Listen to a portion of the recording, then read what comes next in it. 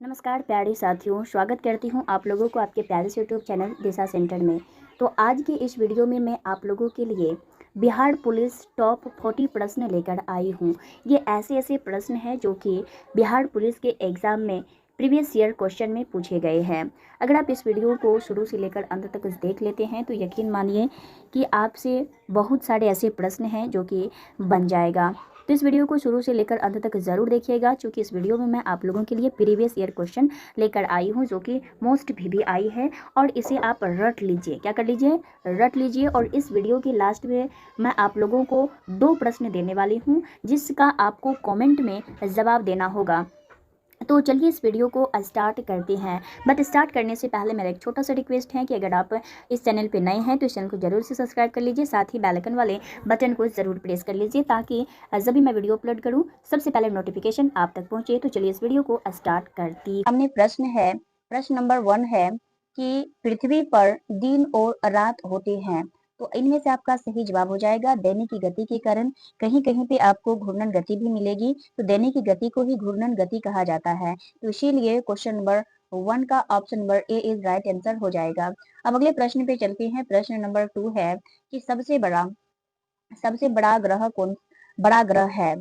आपको इनमें से ढूंढना है, तो आपका इनमें से सही जवाब हो जाएगा ऑप्शन नंबर ए। बृहस्पति ग्रह जो है वो सबसे बड़ा ग्रह है, तो 2 का option number A is right answer हो जाएंगे। अब अगला प्रश्न पे चलते हैं। प्रश्न नंबर 3 है कि सबसे छोटा ग्रह कौन सा है। तो सबसे बड़ा बृहस्पति हो गया, और सबसे छोटा पूछा जाए तो आप याद रखिएगा ऑप्शन नंबर सी को, यानी कि बुध ग्रह। सबसे छोटा ग्रह कौन सा है, तो बुध ग्रह को सबसे छोटा ग्रह कहा गया है, इसीलिए आपका 3 का ऑप्शन नंबर सी हो जाएगा। क्या हो जाएगा? ऑप्शन नंबर सी हो जाएगा। ये बिहार पुलिस एग्जाम का प्रीवियस ईयर क्वेश्चन है, तो इसे आप जरूर से रट लीजिए। और प्रीवियस ईयर क्वेश्चन से ही जो है आगे 50% जो होता है, यानी कि 50% क्वेश्चन बनते हैं जो कि प्रीवियस ईयर क्वेश्चन से ही होता है। तो आप इसे जो है जरूर से जरूर इसे जो है जरूर रट लीजिए। अब अगला प्रश्न है कि अगुलहास धारा किस महासागर में बनती है, तो आपका इनमें से सही जवाब हो जाएगा ऑप्शन बी, हिंद महासागर में। अगुलहास धारा किस महासागर में बनती है, तो हिंद महासागर में बनती है, आपका ऑप्शन नंबर बी हो जाएगा। अब अगला प्रश्न चलते हैं। प्रश्न नंबर 5 पे चलते हैं कि पृथ्वी का सबसे भीतर वाला भाग जो होता है, पृथ्वी का सबसे भीतर वाला जो भाग होता है क्रोड, किसका बना होता है, तो इनमें से आपका सही जवाब हो जाएगा ऑप्शन नंबर डी, लोहा और निकेल का जो होता है पृथ्वी का क्रोड पिछला वाला भाग जो होता है वो बना होता है किससे, तो लोहा और क्रोड से, इसीलिए आपका 5 का ऑप्शन नंबर डी हो जाएगा। अब अगला प्रश्न पे चलते हैं। अगला प्रश्न है प्रश्न नंबर 6 है।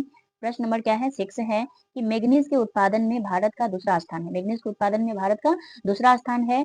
प्रथम देश कौन सा है, तो प्रथम देश जो है वो रूस संघ का है। कौन सा है? रूस संघ का। 6 का option number B is right answer हो जाएगा।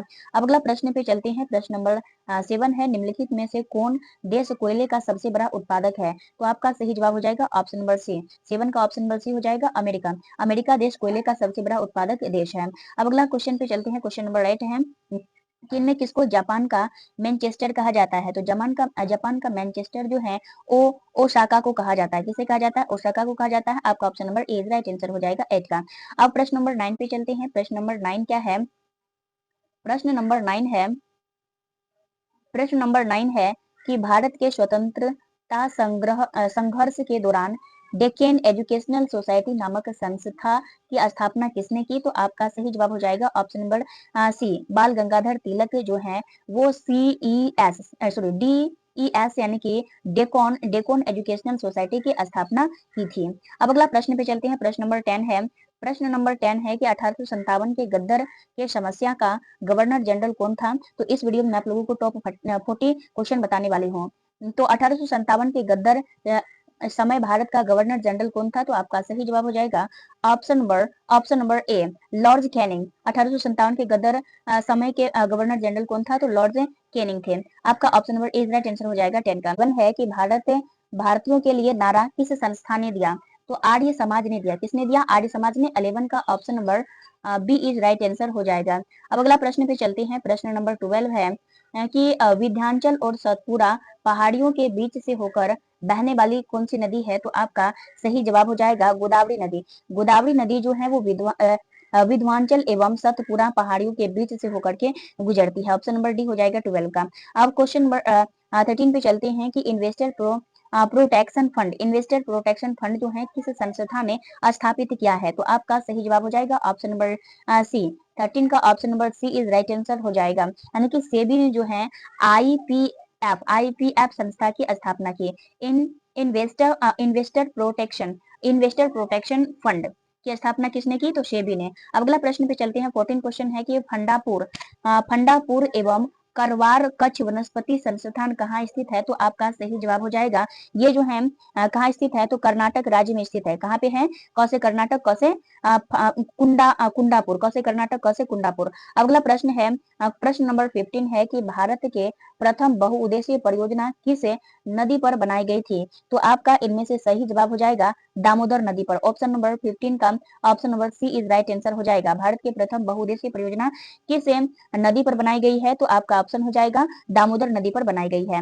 अब अगला प्रश्न प्रश्न नंबर 16 है, यानी 16 है कि मानव शरीर में रक्त को शुद्ध करने वाला अंग कौन सा है? यहाँ से साइंस का है, मानव शरीर में रक्त को शुद्ध करने वाला अंग कौन सा है? तो इनमें से आपका सही जवाब हो जाएगा वृकक, जिसे किडनी कहा जाता है। तो क्वेश्चन नंबर 16 का option number D is right answer हो जाएगा, वृक या किडनी हो जाएगी। अब अगला प्रश्न पे चलते हैं। प्रश्न नंबर 17 है, प्रश्न नंबर 17 है कि पौधों में भोजन का परिवहन किसके द्वारा होता है? तो आपका इनमें से सही जवाब हो जाएगा फ्लोएम के द्वारा जो है पौधों में भोजन का संग्रहण होता है। तो 17 का option number B is right answer हो जाएगा। अब अगला प्रश्न है कि जल का घनत्व कितना अगला प्रश्न है कि जल का घनत्व अधिकतम होता है। तो जल का घनत्व अधिकतम जो है लगभग 4 डिग्री सेल्सियस तक जा सकती है। कहाँ तक जा सकती है? तो 4 डिग्री सेल्सियस तक जा सकती है। आपका option number B is right answer हो जाएगा 18 का। अब अगला प्रश्न है कि पृथ्वी अपने दूरी पर, यानी दूरी पर कितने समय में एक चक्कर पूरा कर लेती है? तो एक चक्कर जो है ये 24 आवर में, यानी कि 24 घंटा में जो है पूरा कर लेती है।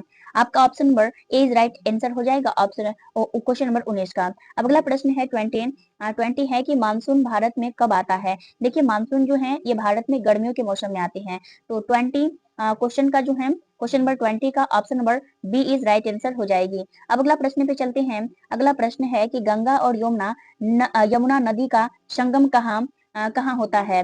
तो ये जो है प्रयागराज में। ऑप्शन नंबर बी हो जाएगा। क्या हो जाएगा? Option number B. 21 का ऑप्शन नंबर बी हो जाएगा। भारत और यमुना नदी का संगम कहाँ मिलता है? तो प्रयागराज में, जो कि यूपी में है। अब अगला प्रश्न है अब अगला प्रश्न है कि अशोक का प्रसिद्ध शिलालेख किस लिपि में लिखा गया है? तो आपका सही जवाब हो जाएगा ऑप्शन ए। क्वेश्चन नंबर 22 का option number A is right answer हो जाएगा, ब्राह्मी लिपि में लिखी जाती है। अब अगला प्रश्न है कि भारत छोड़ो आंदोलन कब हुआ था? तो भारत छोड़ो आंदोलन जो है ये 1942 ईस्वी में ही स्टार्ट हुआ था। कब हुआ था? 1942 ईस्वी में स्टार्ट हुआ था। तो ऑप्शन नंबर 23, क्वेश्चन नंबर 23 का option number C is right answer हो जाएगा। अब अगला प्रश्न पे चलते हैं। अगला प्रश्न है कि भारतीय संविधान कब लागू हुआ? तो भारतीय संविधान जो है ये 26 जनवरी 1950 ईस्वी को लागू हुआ था और 26 नवंबर 1949 ईस्वी को संविधान बनकर के पूरी तरह से तैयार हो गया था और 26 जनवरी 1950 ईस्वी को संविधान पूर्ण तरीके से लागू कर दिया गया था भारतीयों के ऊपर। अब अगला प्रश्न है कि भारत में संसदीय प्रणाली किस नदी से ली गई है? तो आपका सही जवाब हो जाएगा ऑप्शन नंबर बी, ब्रिटेन से ली गई है। सॉरी। अब अगला प्रश्न है कि भारत में संसदीय प्रणाली किस देश से ली गई है? तो आपका इनमें से सही जवाब हो जाएगा 25 का option number option number B हो जाएगा। ऑप्शन नंबर बी होगा ब्रिटेन। कहाँ से लिया गया है? ब्रिटेन से। अब अगला प्रश्न पे चलते हैं। अगला प्रश्न है कि भारत में पंचवर्षीय योजना का शुभारंभ कब हुआ था? तो आपका इनमें से सही जवाब हो जाएगा 1951 से जो है भारत में पंचवर्षीय योजना, यानी कि 5 साल वाला जो योजना है वो 1951 ईस्वी से लागू किया गया है। तो option number B is right answer हो जाएगा 26 का। अब आते 27, यानी कि 27 नंबर क्वेश्चन पे आ चुके हैं। तो भारतीय रिजर्व बैंक की स्थापना कब हुई थी? तो भारतीय रिजर्व बैंक की स्थापना जो है 1935 ईस्वी में हुआ था। इसलिए आपका राइट आंसर हो जाएगा option number A. Option number A is right answer हो जाएगा। अब अगला प्रश्न पे चलते हैं। अगला प्रश्न है कि चुंबकीय क्षेत्र की इकाई क्या है? तो चुंबकीय क्षेत्र की जो इकाई है ये क्या होती है? तो टेस्ला होती है। क्या होती है? टेस्ला। चुंबकीय क्षेत्र की इकाई क्या है? तो Tesla. Option number A is right answer हो जाएगा। किसका? अब अगला प्रश्न है भारत प्रकाश का अपवर्तन किस कारण से होता है? तो इनमें से आपका सही जवाब हो जाएगा कि माध्यम के परावर्तन से होता है। तो आपका option number B is right answer हो जाएगा 29 का। अब अगला प्रश्न है कि फ्रांसीसी क्रांति कब हुई थी? ये बहुत बार पूछा गया सवाल है और ये क्लास 9 के लिए भी है। क्लास 9 में ये सब आता है। फ्रांस फ्रांसीसी क्रांति कब हुई थी? तो आपका सही जवाब हो जाएगा कि फ्रांसीसी क्रांति जो है 1789 ईस्वी में हुआ था, इसलिए आपका बी ऑप्शन सही हो जाएगा। 30 का ऑप्शन नंबर बी हो जाएगा और 10 क्वेश्चन बचा हुआ है। बहुत ही फास्ट में करने का कोशिश कर रही हूँ, तो आप लोग यहाँ तक बने हैं तो और 5 मिनट बैठिए। अब देखिए औद्योगिक क्रांति, अब यहाँ से मात्र 10 क्वेश्चन बची हुई है। औद्योगिक क्रांति का प्रारंभ किस देश में हुआ? तो आपका सही जवाब हो जाएगा औद्योगिक क्रांति का आरंभ जो है ये फ्रांस देश से हुआ। किस देश से हुआ? फ्रांस देश से हुआ। 31 का option number A is right answer हो जाएगा। अब अगला प्रश्न में चलते हैं। अगला प्रश्न है कि चंद्रगुप्त मौर्य को सिंहासन पर बैठाने और मौर्य साम्राज्य की स्थापना में किसका प्रमुख योगदान था? तो इनमें से आपका सही जवाब हो जाएगा चाणक्य जी का, यानी कि विष्णुगुप्त। इसका दूसरा नाम था विष्णुगुप्त और विष्णुगुप्त का दूसरा नाम और एक नाम था चाणक्य। इन्होंने क्या किया था? इन्होंने क्या किया था? चंद्रगुप्त मौर्य और सिंहासन पर बैठने और मौर्य साम्राज्य की स्थापना में महत्वपूर्ण योगदान दिया था। अब अगला प्रश्न पे चलते हैं। अगला प्रश्न है कि इनकलाब जिंदाबाद का नारा किसने दिया था? तो इनमें से आपका सही जवाब हो जाएगा इनकलाब जिंदाबाद का नारा जो है ये सुभाष चंद्र बोस ने दिया था। किसने दिया? इनकलाब जिंदाबाद का नारा सुभाष चंद्र बोस ने दिया था।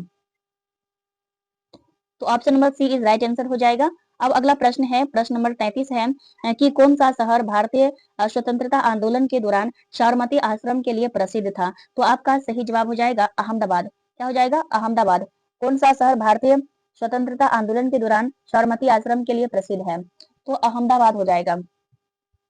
Option number B is right answer हो जाएगा। अब अगला क्वेश्चन है कि जलियांवाला बाग हत्याकांड कब हुआ था? तो जलियांवाला बाग हत्याकांड जो है कब हुआ था? 1919 ईस्वी में जलियांवाला बाग हत्याकांड हुआ था। कब हुआ था? 1919 ईस्वी में। 1919 में जलियांवाला बाग हत्याकांड हुआ था। अब बताइए रेगिस्तान की भूमि के रूप में किस भारतीय राज्य को जाना जाता है? तो भारतीय राज्य पूछे तो ये हो जाएगा राजस्थान। क्या हो जाएगा? राजस्थान। 35 का option number A right answer हो जाएगा। अब अगला प्रश्न है कि भारत का सबसे बड़ा नदी द्वीप माजुली किस नदी पर स्थित है? तो आपका सही जवाब हो जाएगा ये जो है ब्रह्मपुत्र नदी पर है। किस नदी पर है? ब्रह्मपुत्र नदी पर। तो आपका option number B is right answer हो जाएगा 36 का। अब 37 नंबर क्वेश्चन पे चलते हैं कि सूर्य के चारों ओर पृथ्वी के एक चक्कर को क्या कहा जाता है? तो सूर्य यदि एक चारों ओर एक चक्कर लगाता है तो उसे परिक्रमण कहा जाता है। क्या कहा जाता है? परिक्रमण कहा जाता है। आपका option number B is right answer हो जाएगा। अब अगला प्रश्न पे चलते हैं। अगला प्रश्न है कि भारत का सर्वोत्तम न्यायालय कहाँ स्थित है? तो आपका सही जवाब हो जाएगा चेन्नई। चेन्नई में भारत का सर्वोत्तम न्यायालय स्थित है। अब अगला प्रश्न पे चलते हैं। प्रश्न नंबर 39 है जो कि सेकंड लास्ट प्रश्न है। भारत के राष्ट्रपति का कार्यकाल कितने वर्षों का होता है? इसका आप जवाब कमेंट में दीजिएगा। और अगला प्रश्न है 39 और 40, ये दो प्रश्न जो है आपको जवाब देना होगा कमेंट में। 39 नंबर प्रश्न है हरित क्रांति किससे संबंधित है? तो इसका भी जवाब जो है आप लोगों को कमेंट बॉक्स में देना है। अन्यथा आप नहीं जानते हैं तो हम इस सवाल का जवाब पिन कर देंगे डिस्क्रिप्शन बॉक्स में, तो आप जाकर के वहां से देख लीजिएगा। चलिए मिलते हैं नेक्स्ट वीडियो में, तब तक के लिए इसी तरह से रिवीजन करते रहिए। और अगर आप हमारे चैनल पे नए हैं तो इस चैनल को जरूर